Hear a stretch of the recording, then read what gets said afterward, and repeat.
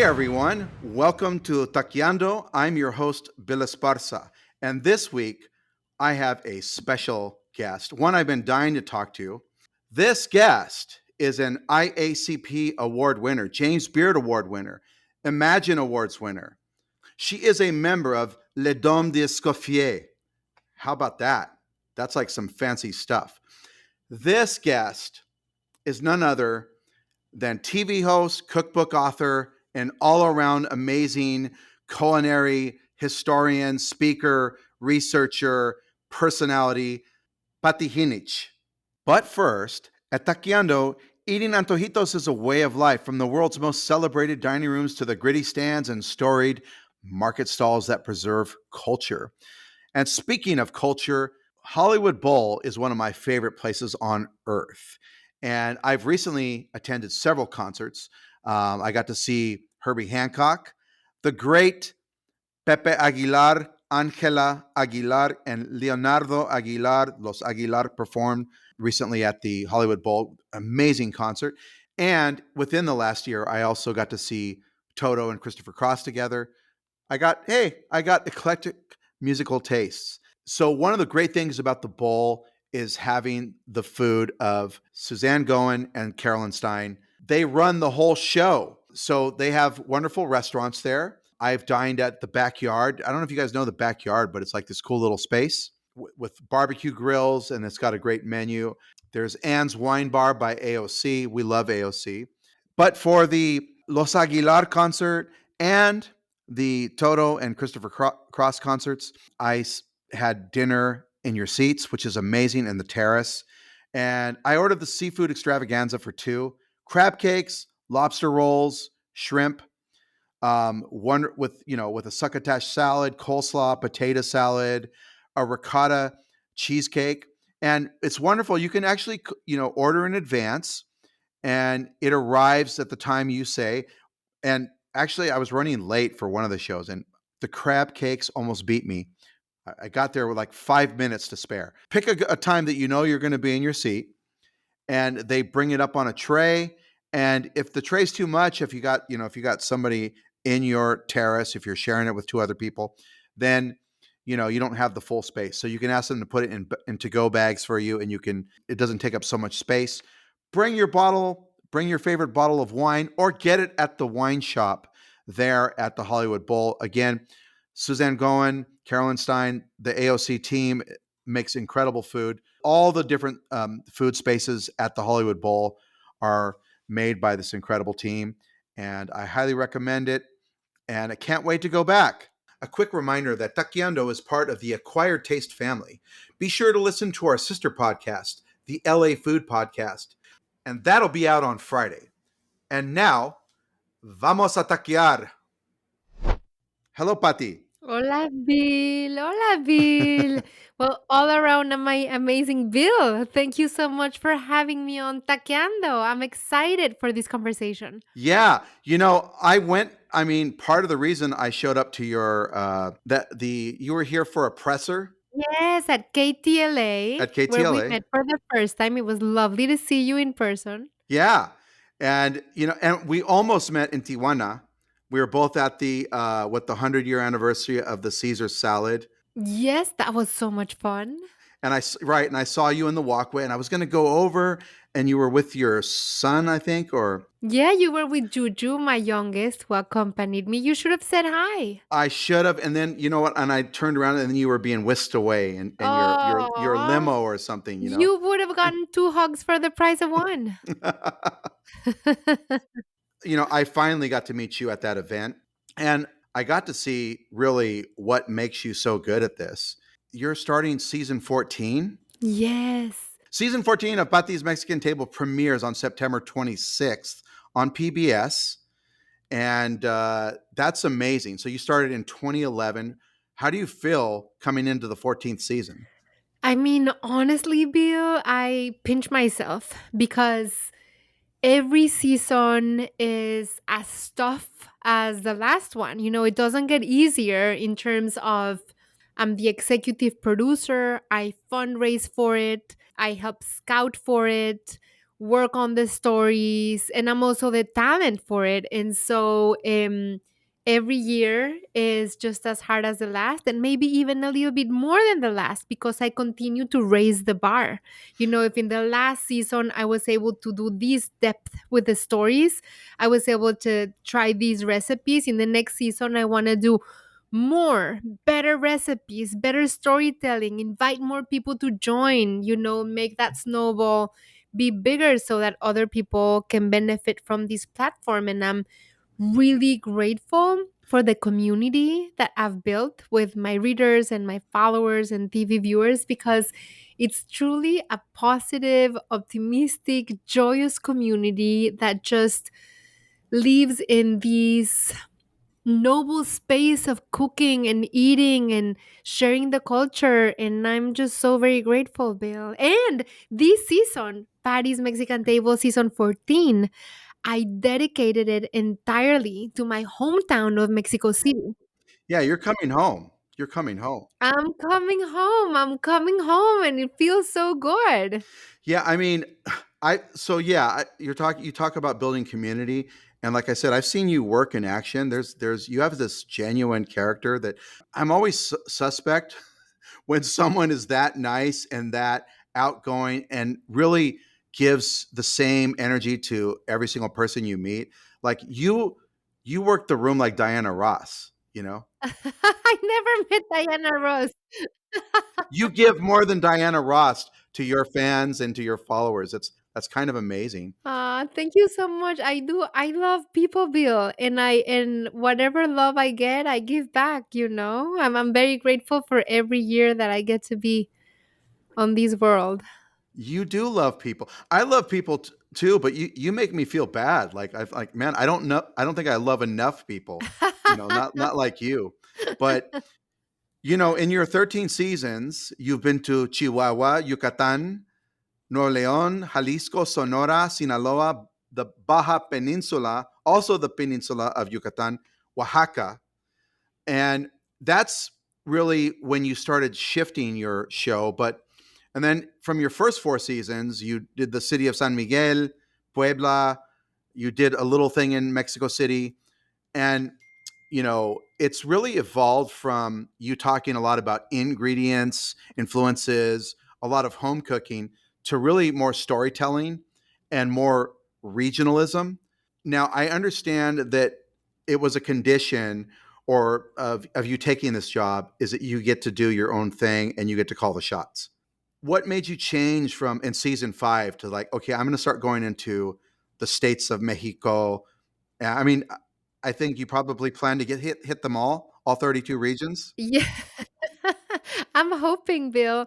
I think that is, I don't know if it is the blessing or the curse of being your own boss. Yeah. My husband always tells me that I need to ask my boss to cut me some slack and to be kinder and more gentle with me. And that is because when you're your own boss and you're an entrepreneur and everything you're doing depends on you, you don't know when to stop. You don't know when it's enough. You don't know, you have to give it all you've got at every turn. And I think I have that, with my cookbooks, it's the same thing. That's one reason why I started La Frontera as well, the docu-series, because I felt like I wanted to do more in-depth stories. I wanted to include more people. I wanted to bring the microphone and the TV camera to places and people that have no access to tell their stories. And I think if I compare Patty's Mexican Table, say season 3 or 4, to what we're doing now, It's a very different show. it is. And also the way I engage with my viewers and my community is different, Bill. Like I started wanting to share the Mexico that I was homesick for, the Mexico that I was missing, the Mexico that I knew. As a fresh Mexican immigrant in the US, I moved to the US when I married my husband when I was like 24. And my English was a disgrace. Of course, I still have the heavy accent, but I couldn't even string a sentence. And I was very nostalgic for home and for the foods that nurtured me and for my community. And my way of growing roots here was by sharing what I loved. And so when I started the show, I really wanted to share the Mexico that I missed. And as the season started moving and evolving, I started getting so hungry to get to know the Mexico that I didn't know. And that coming from someone who had been a political analyst, I had combed the socio-economic, political, historical, Yeah, journey of Mexico. And here I was trying. you worked at a think tank I did. and that was trying to connect Latin America through, which I mean, you get to do that in your. So I also want to point out you have two other shows, La Frontera, where you got to really delve into those political and also food issues and the cross border issues, and your new show Pan America is going to take us all the way from all across the two continents from North America to South America. Yes. And I think that I mean, you can see the evolution in the evolution of Paris Mexican Table in these two new shows, because what started with me wanting to share what I missed, it evolved into taking my viewers along to what I don't know. So that's when I started going to Sonora and Sinaloa and Chihuahua and Baja, because I had never been.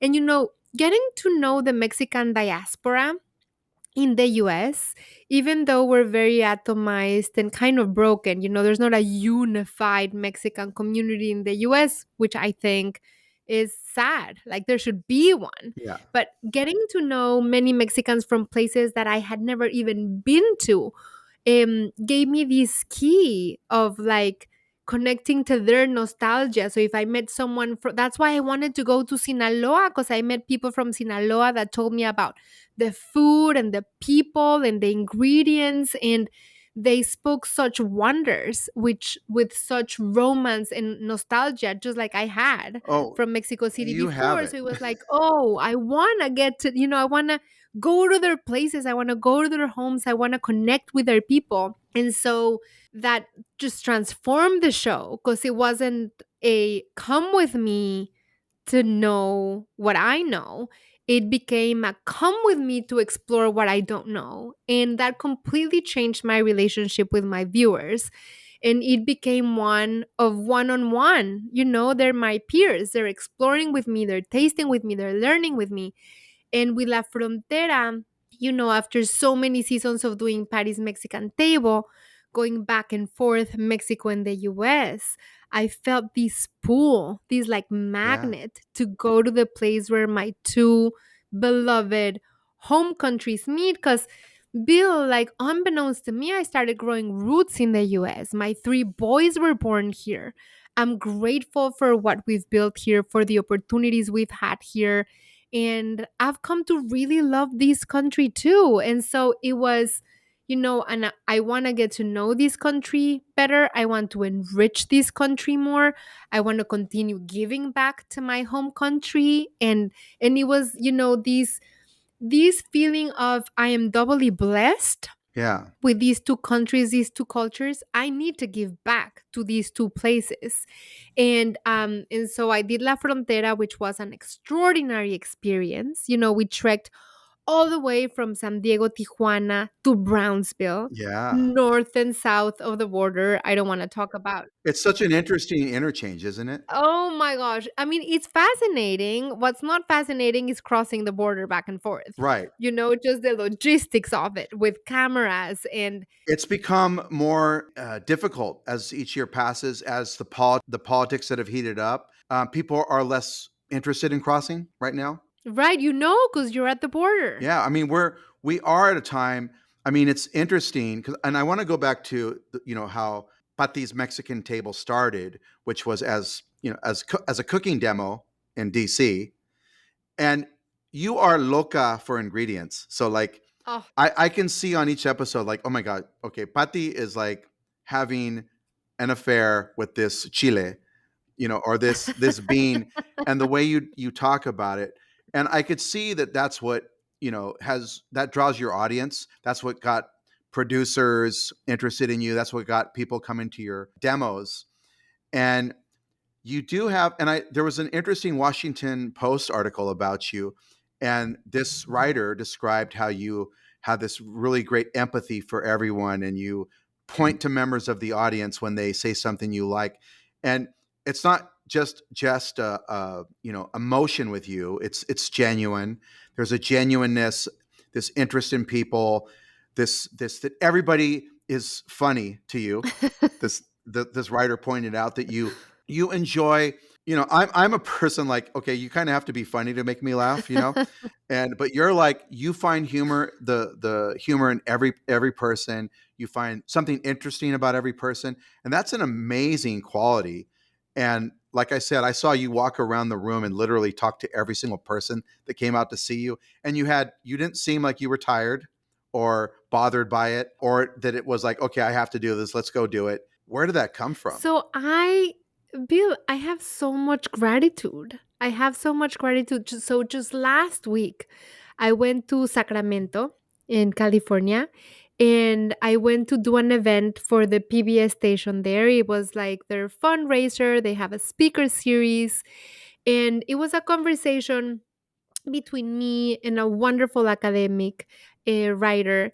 And I think we filled the Crest Theater. It was like over 750 people. Wow. And many of them, I think it was like 250, stayed after the conversation. And I could see the audience. They're so engaged with the questions and the answers. And everybody's connecting and laughing. And at the end, the people that stayed, I mean, they had to tell me, Patty, stop talking to this one person. Look at the line, you know? And it is, I have so much gratitude for the people that come take their time to come see me or to come share their stories or to make one of my recipes or to buy one of my cookbooks or anything that has to do with touching me and my life and my space and letting me go into their private space. Because when, with your podcast, with my TV show, we're going into people's private spaces. You don't know where people are listening to your podcast. Like, it may be in their closet, in their shower, in their bedroom, in their kitchen. You're in their private space and they're inviting you in. Yeah. I have so much gratitude for that. And when people tell me that they made a recipe and they tweaked it, I'm like, yay, now it's yours. It's my gift to you. It was a gift from Mexico or from the world to me, because I really believe that recipes and food and stories are communal and we need to pass them on. And Yeah. I know that time is limited, like I can feel it now. We just dropped my third son who came with me to Tijuana and who you should have said hi to because he gives the best hugs. We just dropped him off at college last week. And, Right. I know that I have just so much time left. And so I'm truly grateful for every day, for every minute, for every episode that I can do. And so I don't want to waste my time, Bill. Like, I'm not going to do another season on another episode if it is not working with people that are as passionate as me in the topic, or inviting people that really want to share their stories. And with what you say about connecting to people, I've realized early on that the only way to connect with people in a really genuine way is to really open up yourself. Like, if you become emotionally naked and you open up and you let yourself be vulnerable, people connect with you. And if you're willing to do that, then the connections are true and genuine and so fulfilling. And in a way, it can be really exhausting. Like when we go film, like for La Frontera and Panamericana, Right. I mean, I would crash every night, because people share these stories. Many of them, as you know, are moving and tough, and they push your personal buttons too. And but for me, life is worth it only that way. Yeah, it changes your DNA. Yes, absolutely, absolutely. And I wouldn't do it otherwise. Like, I wouldn't do it if it weren't as deep, if it weren't as thorough, and if it weren't as meaningful. Because if not, it's just I would rather, switch careers. Yeah, I mean, and it's kind of funny seeing, your ascendance with the storytelling, and then and bring in all your political background and this whole where you worked at this think tank trying to connect Latin America, and you're doing it now on your show in a more personal way, in a more meaningful way. Your predecessors, and I'm not going to compare you to them, but the people that were in this space before, or I guess are still in the space. Diana Kennedy, who did it on cookbooks and became a speaker, and then Rick Bayless, who I didn't realize that his show wasn't on anymore on PBS, that it ended in 2018 or something, because I never watched it, and I had to watch a couple every now and then to research, but in those two cases, I my experience is both of those people were incredibly. They're not even Mexican, nor do they come from a Mexican experience, and they talked down to people. They denigrated Mexican American food.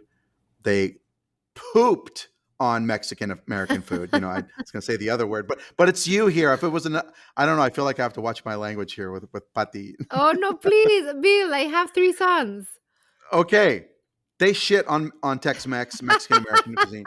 All right, but I would say that they really affected the way people thought about those cuisines, because in it became Tex-Mex became a punchline, and they also didn't have much respect for other parts of Mexico outside of Oaxaca, Puebla, Yucatan. And it's really funny because both of them get credit for, like, oh, well, they talked about all the regions, but they really didn't.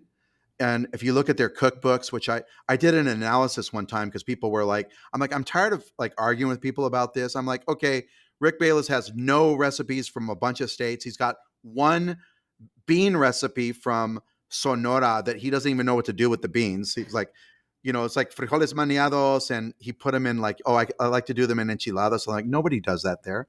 That's stupid, completely stupid. Doesn't understand the cuisine. I recently saw a Rick Bayless video where he's doing enchiladas, and he still doesn't know the ratios. There was no crema. It was like all sauce. I go, dude, you know this. You're a chilanga. If you go to a fonda in Mexico City, you're going to get mostly crema, like a lot of crema on top of the enchilada. Am I right? Yes, I think, this is what I think. I think the space is so big. Yeah. Like the hunger for Mexican food, which is such a blessing. When I first moved to the US over 25 years ago, I first moved to Texas. I lived there for like 3 years, and it's Texas, it's the border state. Yeah. Bill, if I found a fresh jalapeno, it was my birthday, like, or like a fresh tomatillo, or two different kinds of dried chiles. We were really in Mexican 0.1. Then it was Mexican Yeah. 101. Now you can find practically everything. Chiltepín, piquín, chile de árbol, chipotle, like you name it.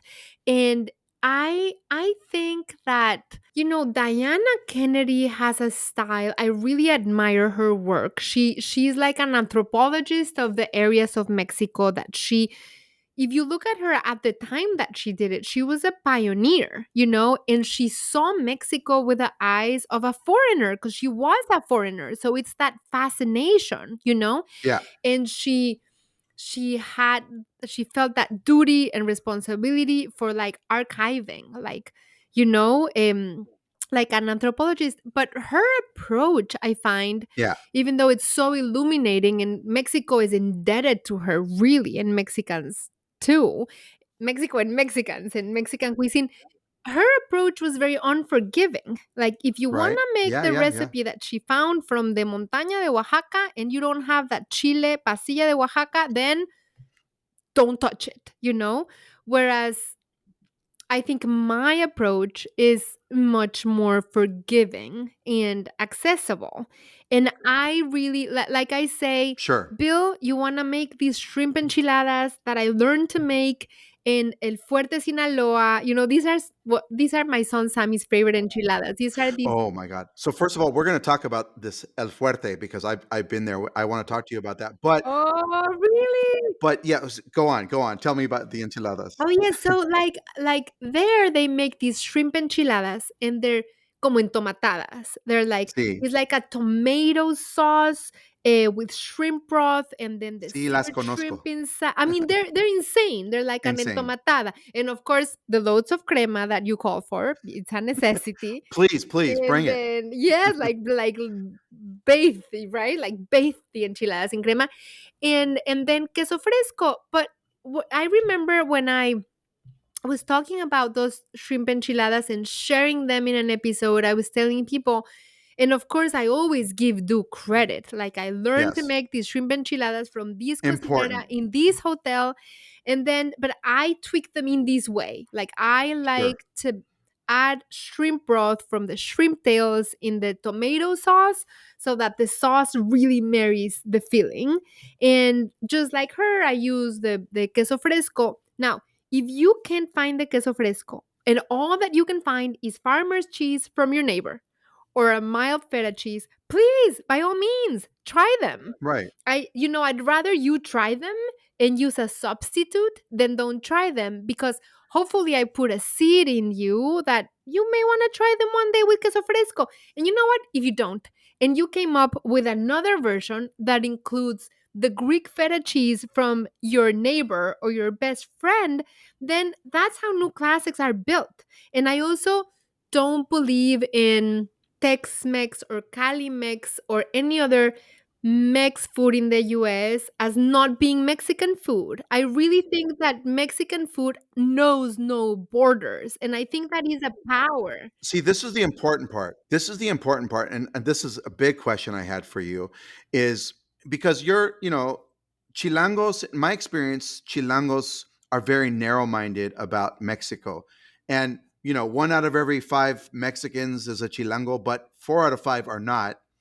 And Chilangos have this view of like, oh, flour tortillas are not Mexican, and they dismiss the North, and certainly they dismiss the United States. But when you call now, would you consider yourself an anthropologist?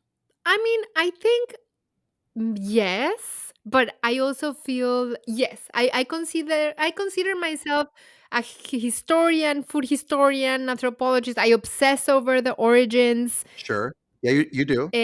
But I have to say this, Bill. I was a Chilanga. I was that person that you're talking about. I was that close-minded person. You were that Chilanga, weren't you? I was that Chilanga, and I moved to Texas, and I was like, stop messing with me. This is not Mexican food. I mean, I went to San Antonio. Oh I went, no. and I was like, what is this? And I remember eating a Tex-Mex combo platter for the first time, and that rice with so much cumin and that enchilada sauce that had a roux bechamel kind of a sauce. Yeah, It wasn't yeah. a salsa, and the really watery beans. And I was like, Probably made from Las Palmas. yeah, yes, it was like, very, very creamy, dredgy, floury. You couldn't tell what the feeling was, but it was like Right. loaded with cheddar cheese. And I ate it, and I was like, this is not the Mexican food I know, but I licked the plate clean. Delicious. Delicious. And then after many years of research and traveling around, because I started sharing Mexican food with the US Right. by traveling to different parts of the US. And then I realized, Bill, that I was trying to share my Mexico with the people who I thought didn't know about Mexican food and culture. And I realized that I didn't know about the US Mexican, food and culture, or the American food and culture. And mostly, I realized how little we Mexicans know of ourselves. And this process of humbleness, like just filled me with awe and fascination and empathy. I still to this day get messages on my YouTube, like say, if I'm making an enchilada de suelo from Sinaloa that I From learned to Sinaloa, yeah. make in Sinaloa from 10 different cooks, and I get a Mexican from Yucatan telling me, this person doesn't know what an enchilada is. And I'm like, well, that's because you haven't gone to Sinaloa, you know? Right, exactly. Ignorance is not an argument. And that happens between Mexicans. I remember Yeah. when I did the carne asada article for the New York Times talking about the frijoles maneados and the carne asada and the guacamole con chile verde, like, oh, heresy, you know? And people saying that's not real Mexican food. And I'm like, okay, go and tell that to the state of Chihuahua, Sonora, Sinaloa, Nuevo León, and Tamaulipas. And it's because you haven't been there. But I don't, of course, I'm not going to waste my time telling No, people, no, no. you I, know? I, I will. I'll waste my time. But okay, but see, here's the part that so this is why I think you are an anthropologist. Anthropology is not just researching and being an asshole about it. You know, anthropology is drawing conclusions and making connections. If you're not an anthropologist for reading about something or looking over some indigenous person's shoulder and then not naming that person, that's not anthropology. But calling bullshit there. But when I look at the Diana Kennedy book, the Oaxaca book that she's so famous for, everybody calls it a masterpiece. She completely ignored Afro Mexicans, which occupy the entire Costa region. Yeah. So to me, I'm like, okay, if we're going to call her an anthropologist, how does she miss the Afro Mexicans that have such a huge contribution to that cuisine? The ones that make the tamales de tichinda, you know, she misses that. And how could she be so negative and awful about Mexican American food and not see the connection? Because I did have a conversation with the Chilango once, and he was arguing with me about. He said fajitas are not Mexican. I go, okay. I go, what about alambres? Are they Mexican? He goes, oh yeah. I go, okay, alambres. And I go, so what's the difference between an alambre and fajitas? I go, I'll tell you the difference.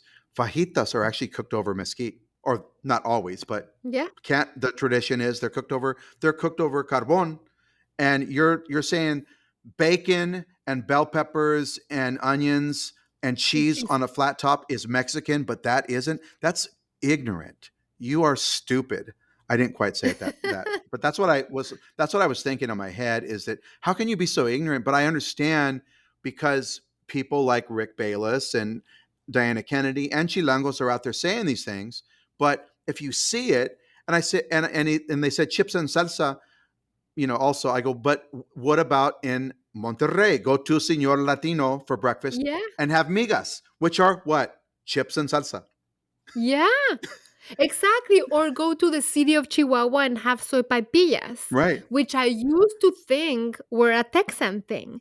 And here's where I think, I think about longevity, moving forward, sharing knowledge, and really, like, all these comments that I get from, oh, this is not real Mexican, or this is not that Mexican. The more I research on regional and micro regional, the more I get the reactions from people. And I realize it is because not everybody has had the joy and the pleasure and the privilege of traveling through so many places of Mexico. Yeah. But I so wish that they were open, to think, oh, maybe this is not the way it was done in my hometown, but in this city of wherever, or this family did it this other way. And I think that for me, going to the border, into the borderlands, because people think about the border, oh, it's just the border, Mexicans trying to cross, cartels, crime. Right. But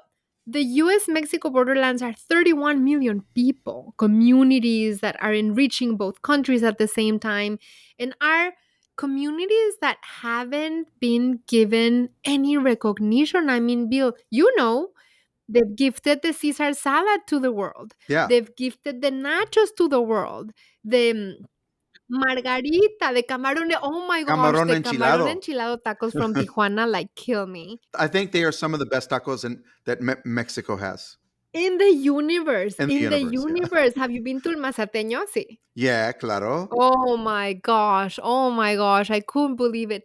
But see, like the Chilanga, like the 25-year-old Chilanga that moved to Dallas, Yeah. no, fideo seco, mole poblano, entomatadas, flan napolitano, and I'm very grateful for having moved to the US, because it suddenly gave me this distance. It took me out of my Mexican chilango broth, and it made me connect with the Mexican diaspora in the US. Yeah. Mexicans from all over Mexico that were just as nostalgic as me, but for their own micro and regional foods that really opened my mind. And I think It's really endless, and endless, endless. you will never know. I mean, I've been to every single state, every region, and I still feel like, I mean, I know it's a cliche to say this. Well, I've the more I know, the less I know. That is so true. And also because when you go back to a place that you've been before, that place has also changed and And you right, reinvented it itself. evolves. Yeah, It totally. evolved and has new dishes. And I mean, I've been to Michoacan maybe 15 times, Bill.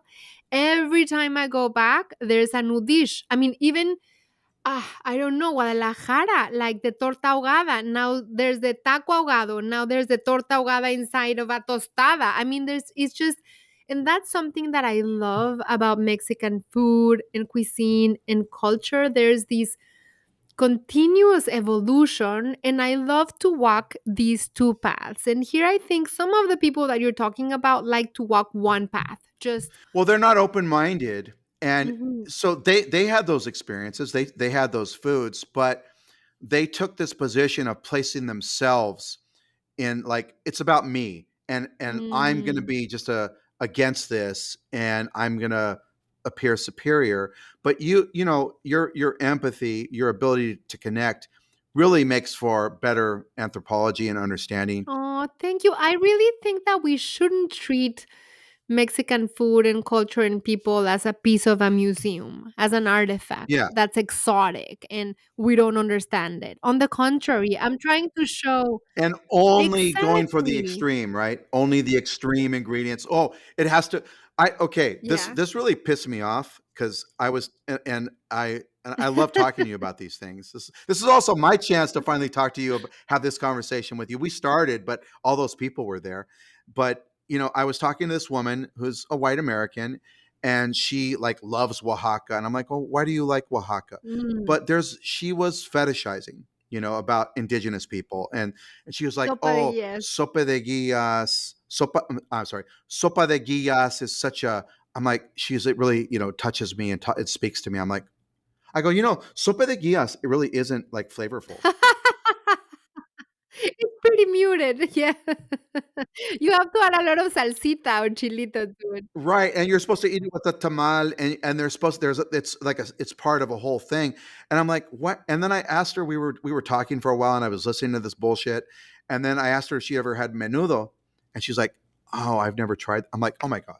Like, that's like the fundamental dish, and these people, they'll go and they'll have, "Oh, I wanna try this rare ingredient from an indigenous culture," but you don't wanna try Yeah. menudo, you don't wanna, you know, "Oh, that's too, like that's too." Oh my gosh, talking about menudo, Bill, because I feel like Patty's Mexican Table, I started episode 1 was an episode on quesadillas. I mean, we were really Mexican 101. Right. I mean, if we look back Oh, no, now, it's you're very like, "Patty, I why did, I did you look do back. quesadillas?" But I'm telling you, I could barely find jalapeños at the store, you know? I did, quesadillas con masa fresca, and I did quesadillas, like, sincronizadas, Yeah. and then, you know, I did mushroom quesadillas with epazote, I think, and I was like, "Oh, should I use epazote?" You know, we were really Mexican 101. And then I think when I went to Sinaloa or Sonora, was it when I went to Guadalajara? I made menudo for the first time in the show, and I really felt like I was pushing the boundary, you Yeah. know?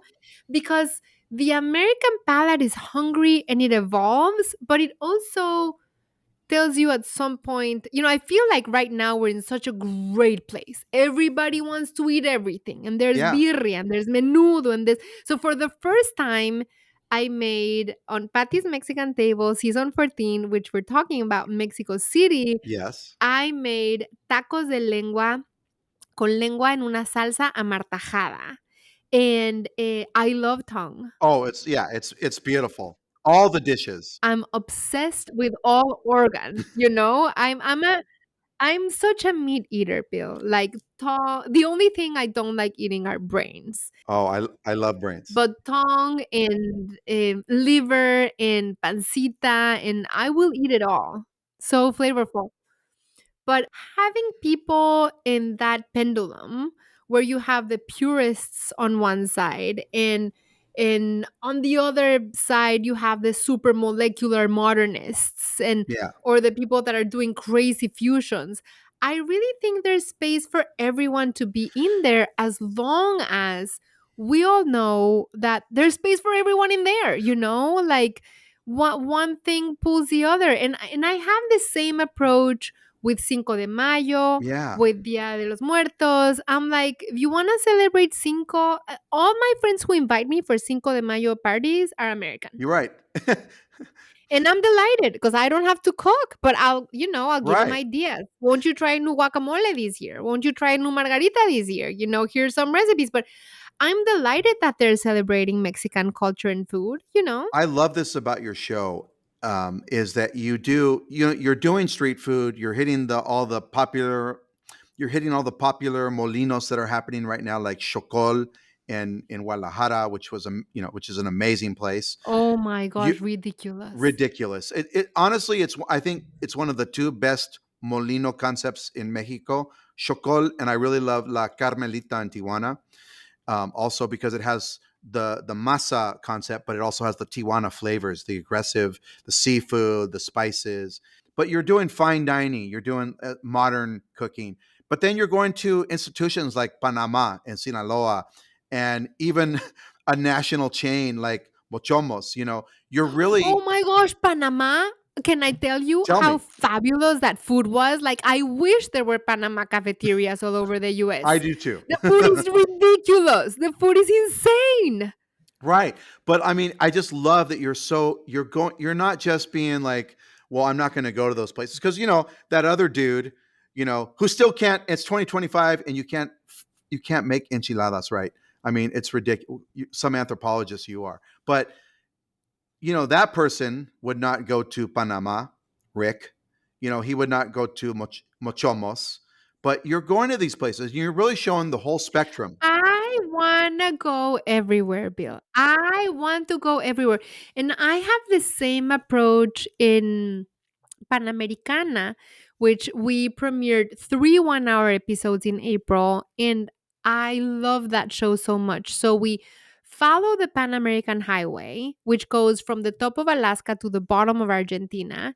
And the idea is to use the Pan American Highway as a poetic metaphor of just following the Americas and try to understand what has been the lure and the promise of the Americas. What is the connection between Yeah. all the American countries, taking into consideration that we are all American in the American continents and countries, and reimagine what it means to be an American. Of course, with an emphasis of the American in the United States, but so that we can understand are other American threats that come from all these other American countries. So I'm hoping to go to Argentina and Colombia and Costa Rica so that we can understand the home countries Yeah. of many of the people that now are part of the US, hopefully, so that there'll be he's the idealist in me, so that there'll be better relationship between the countries and between the people within this country. But when we started Panamericana and we start at the top of Alaska, I mean, I want to meet with people from all walks of life. It's not only the chefs at restaurants, it is artists, it is athletes, it is singers, it is boxers, it is, of course, fishermen and farmers and winemakers and hunters and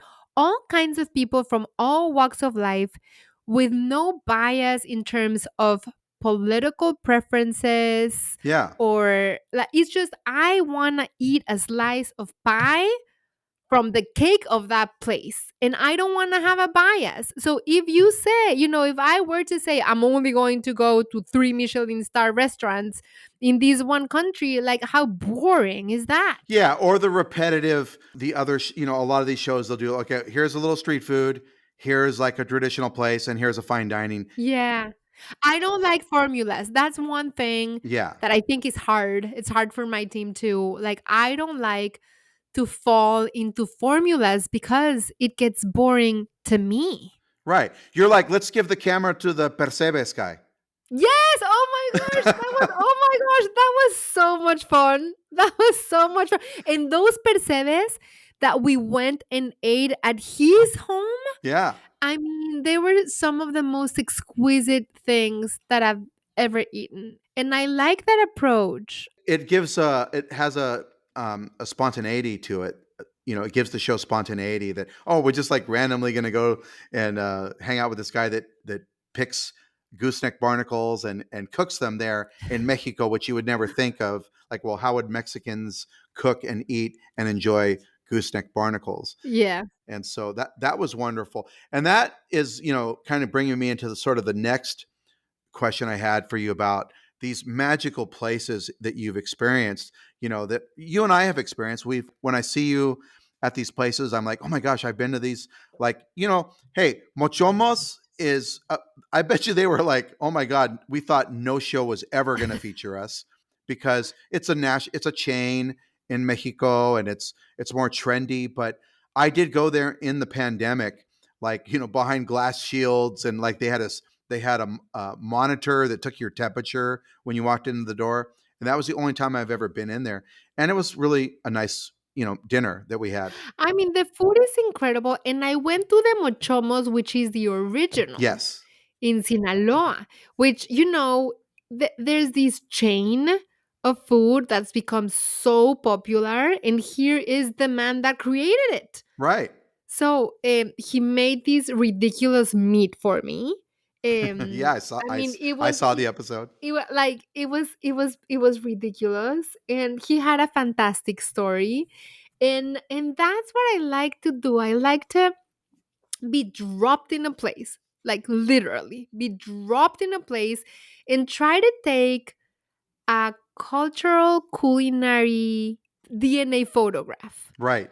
What's the make of these places? Yeah, so when we go to places and we're talking with people, connections or friends to get ideas of who to meet, where to go, I ask them, where do you go? Like, where do you eat? It's happened that we're at the airport and I'm talking to the person who's helping us with the luggage, where's your go-to place? Or the taxi driver, where's your go-to place? And we'll end up going to those places because that's where the locals want to eat. And typically, it's the most endearing people Yeah. that aren't jaded. Well, see that this is again, I mean, your strengths, your many strengths as a chilanga, and you did say this about, I don't remember where I read this about you, that you explain to people that, well, I'm from Mexico, and that should really explain why I'm a foodie. And people that aren't Mexican don't understand. We can talk about, like, every culture is like this. Chinese cultures are like this, Italian cultures, but it's still, Oh, those cultures don't have Mexican food. And there is an experience in that. That's, the spice, the chiles, the way you talk about beans. I've never heard a TV show host that's talking about Mexican food get so excited about beans. And for us, it's exciting. Beans are important. We make beans incredible. The beans in all 32 regions are amazing. amazing. And the other thing I did notice is that you do double mms for when you taste something, and you do triple when you cook. That's so true.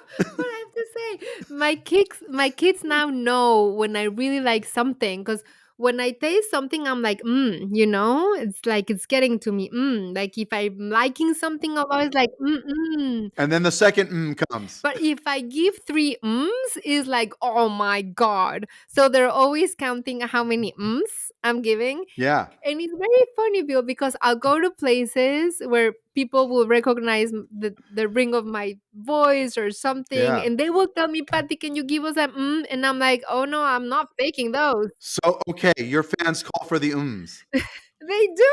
They do all the time. And I'm like, I'm not gonna give me something to eat. That's good. And I'll give you a num.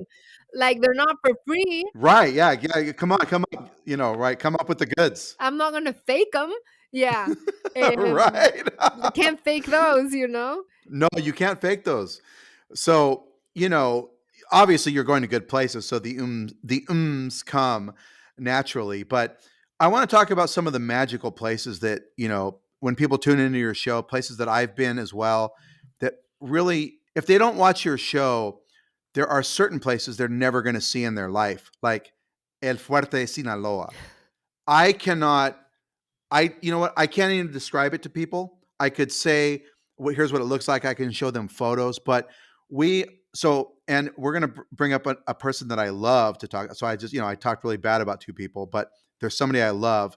And I went to El Fuerte with Patricia Quintana. Oh my gosh. She was incredible. Incredible. I'm a big fan.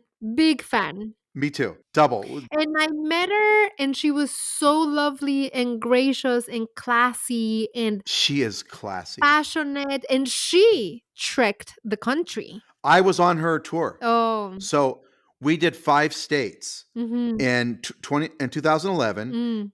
It was 2 buses, 90 people. And I was one of the only people from the US.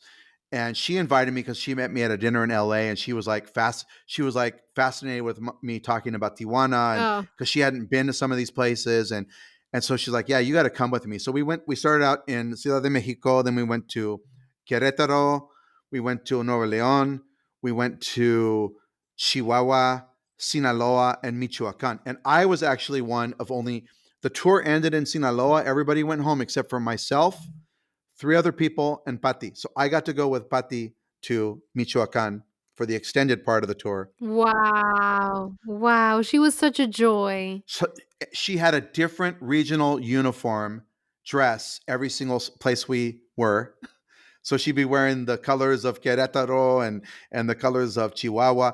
And so we get to El Fuerte, and we get off the train, and we walk out, and there was this beautiful plaza there, and people were out. It was like warm. People were outside of their houses on the street, sitting out in their little stoops.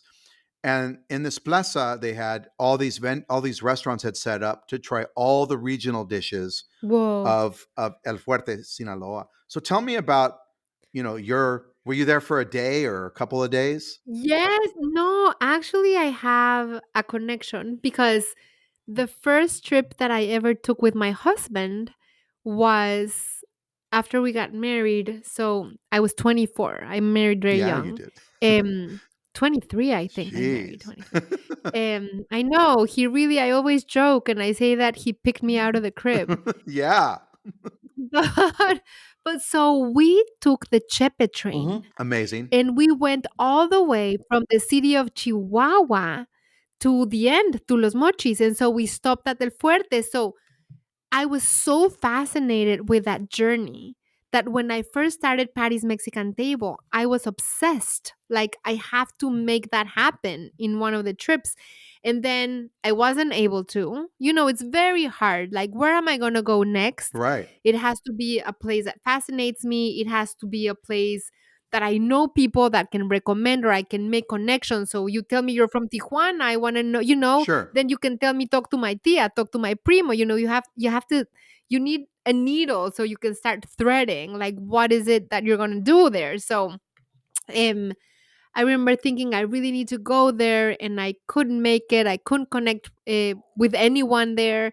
And then by the time we had our third son, Juju, who was there in Tijuana, and Right.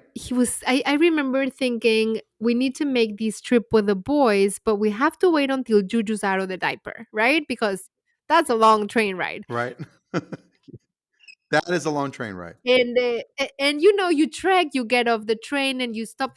That route is just mesmerizing. It's mesmerizing. Mesmerizing. You do the Chihuahua in the middle of the desert, then you do the It's romantic, waterfalls, and you go through all different like microclimates and geography. and you feel like another century, like you're in another era. Exactly. Of course, you can jump out of the train and run and you go faster than the train. Where did you get off on the train? So we got off in every single stop. Divisadero? Um, Divisadero. Did you have the gorditas, the red gorditas? Of course, we had the gorditas. Of course, we had the gorditas en Chivo, in the Copper Canyon, in El Fuerte, in Los Mochis. Amazing. We stopped at every like official stop, and you know, there's that refugio, that little hotel that goes with the train. Yes, I stay there too. And so I had already gone twice, one with my husband and one with the boys before I was able to go with the show. So by the time I went with the show, I had already had lunch in that hotel of El Puerte. I think we had slept in that hotel of El Fuerte for one night because that's where we had started or ended. Yeah. So I knew the cook of the hotel and I had eaten that dish. So when I came to film at El Fuerte, it was like getting to know El Fuerte deeper, and it was something that I had wanted to do for a long time. Whereas, you know, Chihuahua, for example, we did an entire season in Chihuahua. All I knew from Chihuahua before was the city of Chihuahua, but just because of the Star of El Chepe, Right. and Ciudad Juárez because of La Frontera. So I think Chihuahua, the season of Chihuahua has been one of my favorite seasons, Bill. It's an amazing state. Amazing. People don't even know how deep and rich that state is. Exactly, the Mennonite communities. Exactly. I mean, I was in awe.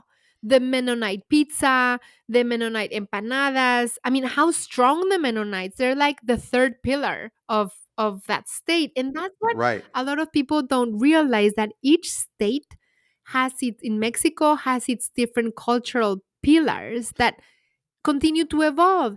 And I think that north of the border, you can say that it's an extension of the Mexican regional cuisines You because can. there's so many of us and That's why birria is such a big thing in LA because we're so close to Tijuana. so big. Exactly, the birria and the birriadilla, and I think many people are afraid.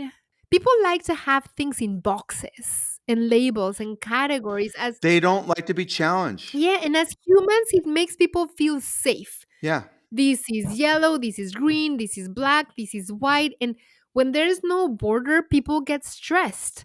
But I mean, and I'm not talking politics. I understand politics. There has to be Yes, you countries do. and nations and borders, and but I think in terms of culture and food, the fact that a cultural trade or dish like moves from one place to the other, it doesn't challenge the existence of a classic. Like, for example, if there's a new dish, like, I don't know, Korean tacos. I know it's not new now, but when they were new now, the fact that Yeah. Korean tacos are so extraordinarily delicious, that doesn't mean that tacos al pastor will cease to exist. Yeah. It's just many people are afraid that the new will eradicate the classics that they love. And I think that's the opposite, that the more the merrier.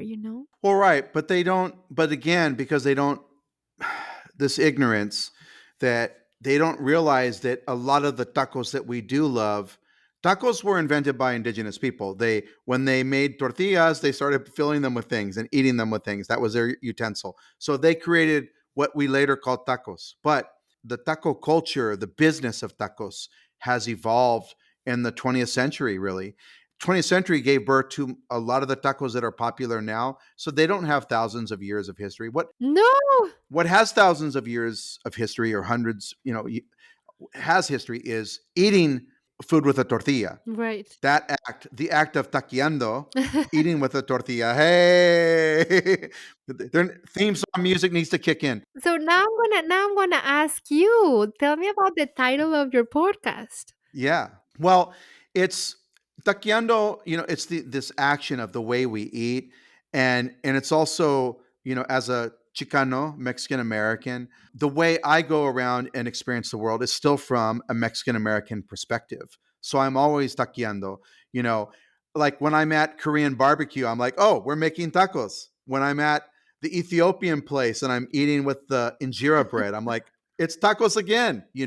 So it's the way I think we as Mexicanos, the way we interact with the world, we are always taqueando, and it's very Mexican American to just take American foods and like maybe we didn't have a sincronizada stand, but we had bologna and cheese and we ate it in a tortilla, and so right, Oh, Bill, let me tell you to close this idea of the you're always taqueando. yeah, We were filming Panamericana in Alaska in a place called Hollywood Cove, and where they eat salmon and sea bass and reindeer sausage, and right, we were out like in a grill, like in the kind of grill that they use there called a shranker, right. and they suddenly threw some reindeer sausages, reindeer being caribou, and they threw the reindeer sausages in the grill pan. Yes, we love it. I love sausages to no end. I mean,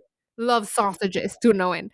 And they throw the reindeer sausages on the grill, and then they take out packs of flour tortillas, put them on the grill, grab the reindeer sausage, tuck it in the flour tortilla, and put ketchup and some kind of Amazing. spicy sweet mustard.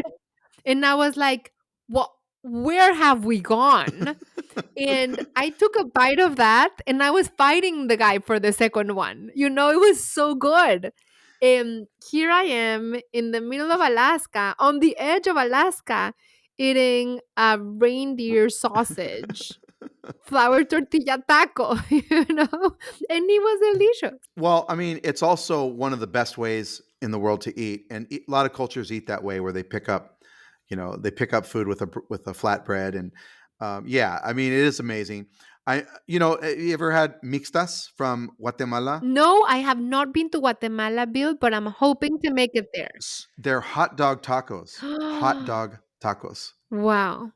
So chopped up weenies on a tortilla with a little bit of curtido, and Mm. and it's there's one of the ums. And I didn't even eat anything, but just tell me anything sausage, yeah. That's why we didn't get two. You need to actually taste it. Exactly. So yeah, el fuerte and the cauques, the mariscos, the entomatadas de camarón, like you were talking about, such amazing food.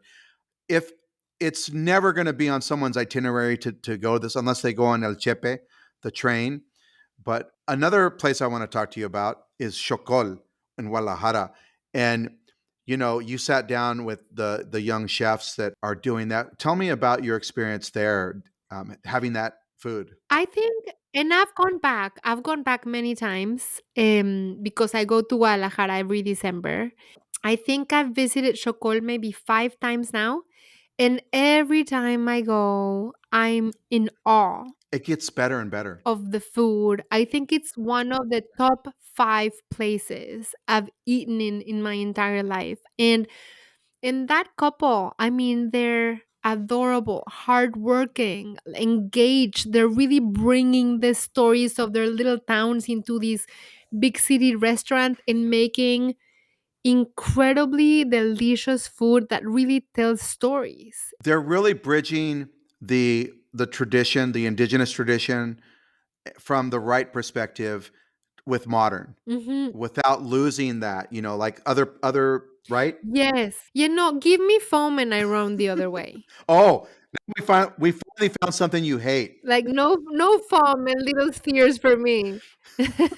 I mean, if somebody tells me that they're pulling out the nitrogen, I'm out the door. Okay, I went to Puyol, and I was kidding with Enrique Olvera when I interviewed him, that because when I went to his restaurant around 2005, 2006, that he had a foam taco. Well, Enrique will tell you he's had an evolution and he's had Yes. So you were out in 2005. his faces, you know? I talked with him too, and he was laughing, and he's like, I had to do that to get here, It's like an evolution. Right. No, totally. But I think no, I mean, I think that there's people that do modern molecular cuisine in an extraordinary way, but I think there's very few people that can do that. Yeah. I think that there's a lot of people that do that as a gimmick and as to make their food seem elevated or modern. But I really think for me the elevated and the modern is presenting it in a lovely plate that doesn't have to be a modern plate. It's just giving respect to the food Yeah. and making a delicious presentation. And of course, I will eat molecular and modern food happily if Mhm. it is really well executed, but I can't stand it when it's mediocre. I'm like, you didn't have to add the foam, you didn't have to add the bubbles. If the foam is cold and the bubbles didn't explode and the whatever nitrogen burnt my tongue, like no need.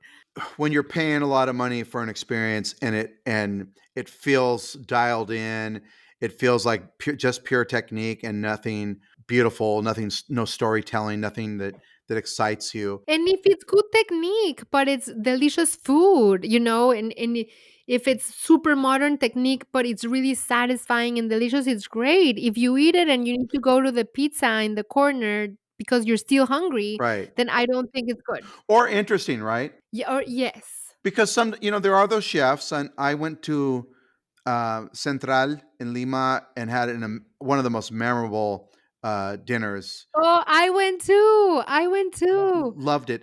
But I know that he's not trying to wow you with a beautiful savory flavor in every dish. Sometimes he wants you to experience something that's just different and interesting. Did you go to Isolina in Lima? No, I did not.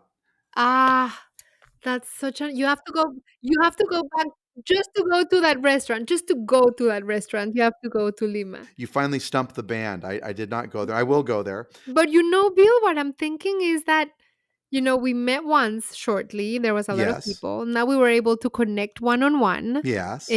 which was fabulous. But we need to connect again over a plate of food. We haven't eaten together. I'm waiting for you. So that's our next thing. That's our next thing. Yeah, we got to do that.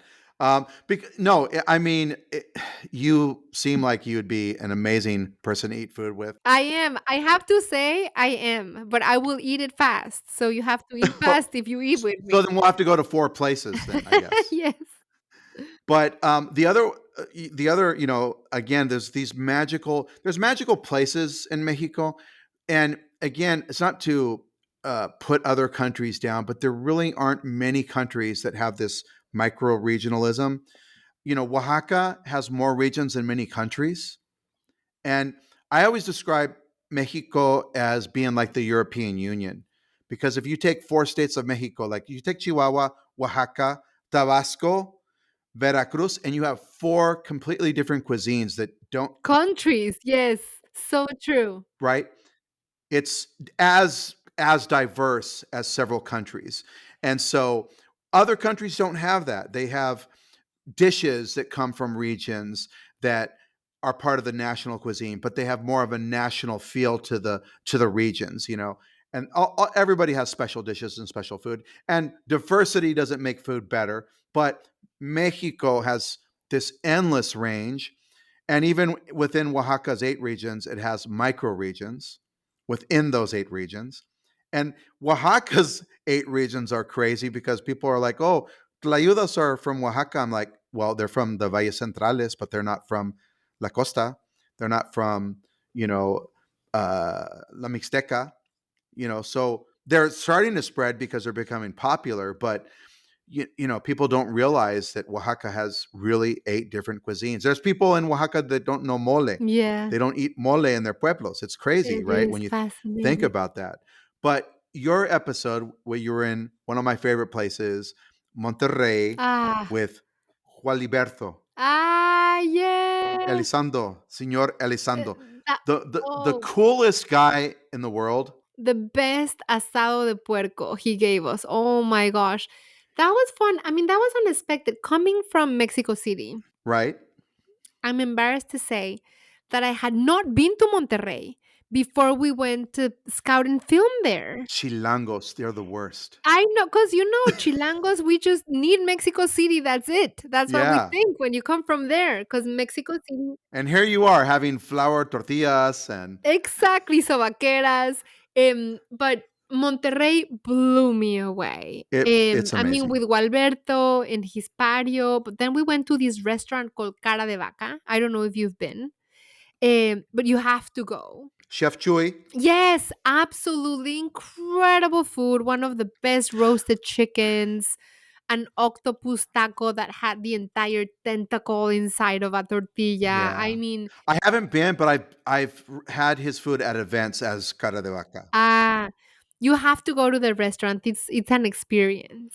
Yeah, I love. I mean, all the people there are just wonderful too. Wonderful, warm, and the personalities. Chef Guillermo Gonzalez. Guillermo Gonzalez. Yeah, oh yes, we went with him too, and his food is extraordinary. And the personalities from people, in Nuevo León, in Sonora, in Sinaloa are so different Yeah. from the personalities of people in Oaxaca, in Chiapas, and even Mexico City. In the north, they're much more frank, straightforward, straight shooters, Yes. and it's refreshing. It's refreshing. Yeah, and it's such a great food city. The tacos mañaneros, the barbacoa de res, all the wonderful the cabrito, the steakhouses.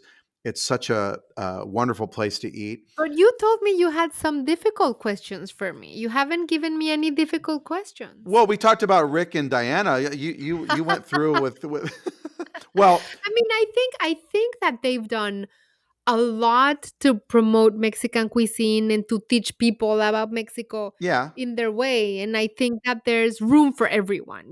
yeah. I don't, but pa fuera. Well, okay. So my other question right now is, PBS Yes. is under fire. Yes. Is just like LA, Chicago. The enemies of the US government right now are Latinos, immigrants, and specifically the Mexican, Central American, indigenous communities of Los Angeles. Chicago's next. It's happening in other places. And of course, there's many other groups being targeted, but specifically, the administration is killing healthcare. It's killing all kinds of things, but it also went after PBS. Yes. And how is it right now? Being at you've been at PBS now for 14 years, Yes. and it's your home. It's a place you love. It has so many great shows. It beyond the food shows. Yes. We all grew up on it here. I grew up on it. How does it feel right now? And what's the climate like? I mean, I think it's like the climate everywhere. I feel like there's a lot of uncertainty. I have so much admiration, for public media. Oh, sorry, that's my dog. Mila, ven. No, don't bark. Come, ven. Let's see if she'll stop barking. This is a dog-friendly podcast. I Yeah, I, oh I my have gosh, French bulldogs. I love dogs. I love I dogs. love Mila so much, but she goes crazy when the mailman comes and she thinks she's ferocious, but I open the door and the mailman gives me the mail and she's just licking his legs. Yes. Oh, of course, they all do. That's what's beautiful about the dogs. But she wants to think that she's a lion. Um, but I was gonna say no. I am a big fan and admirer of public media, and I believe in its mission, and I'm committed. I love it, and I think that for sure there's gonna be some restructuring and some efficiencies need to be Yes.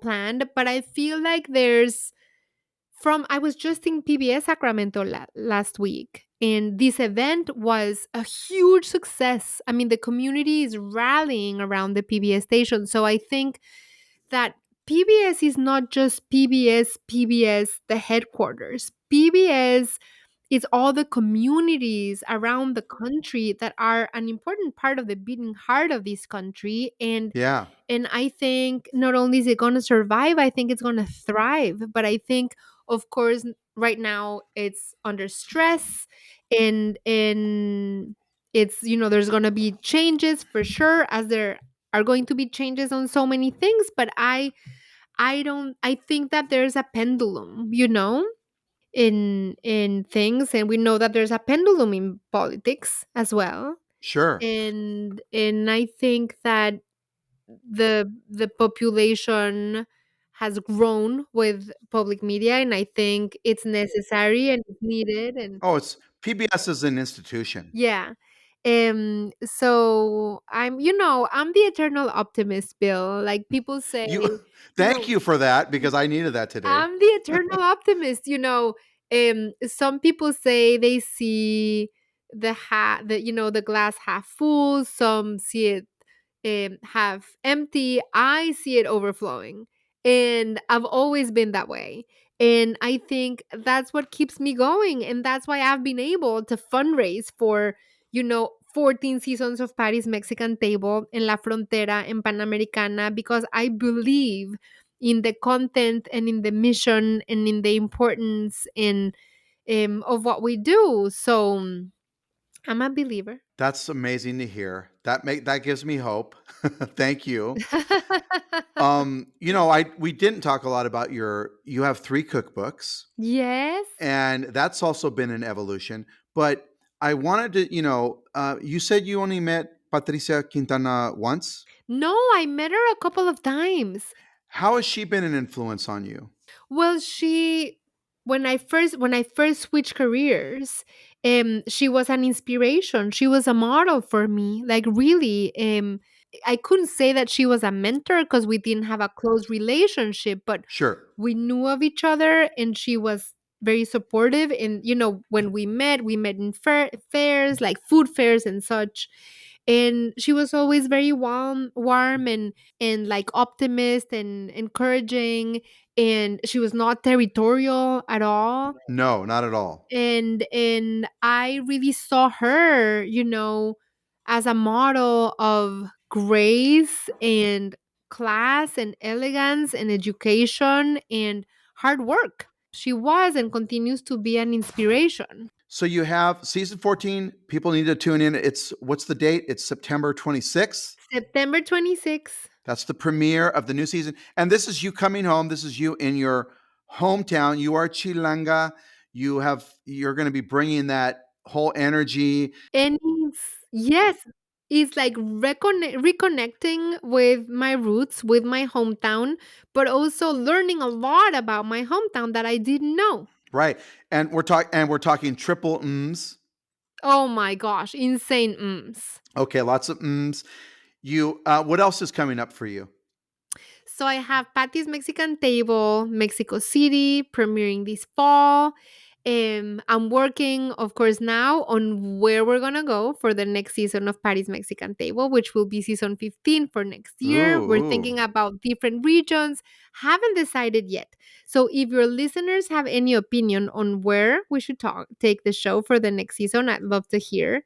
And then I'm working on a next cookbook Cookbook number 4. that will yes, which I can't disclose the title yet because we haven't decided the title of it, but needless to say, it's food that is unapologetically insanely delicious. Okay. And the book will come out fall of 2026. And then, of course, I'm also plotting a season 2 of Panamericana, which will have me crossing the lower 48.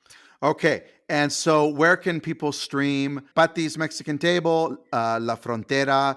So people can watch Panamericana, La Frontera, and Patty's Mexican Table on PBS broadcast, but also pbs.org. And people can also watch Patty's Mexican Table and La Frontera in Amazon Prime. And I believe Panamericana is already on Amazon Prime too. Okay. I did watch many episodes of Pati's Mexican Table to get ready for this on Amazon Prime. Oh, yay. Well, thank you for watching, Bill. And thank you so much for the lovely interview. No, people need to follow you. It's like I said, it's what you are doing out there, the openness you have, your embrace of Mexican American food, your ability to make connections, and really the way you connect with people on the episodes. It's a wonderful thing to see. So everybody needs to Mm. follow Pati, watch her shows, get her cookbooks, go to her events. She will personally come up to you and she will find you funny. Yes, I will. Thank you so much, Bill. Thank you for being on the show, and we'll be dining soon. Amazing. Thank you for tuning in to the Takiando podcast this week, and be sure to tune in next week for another episode. And please leave us a rating or review wherever you listen to your podcasts.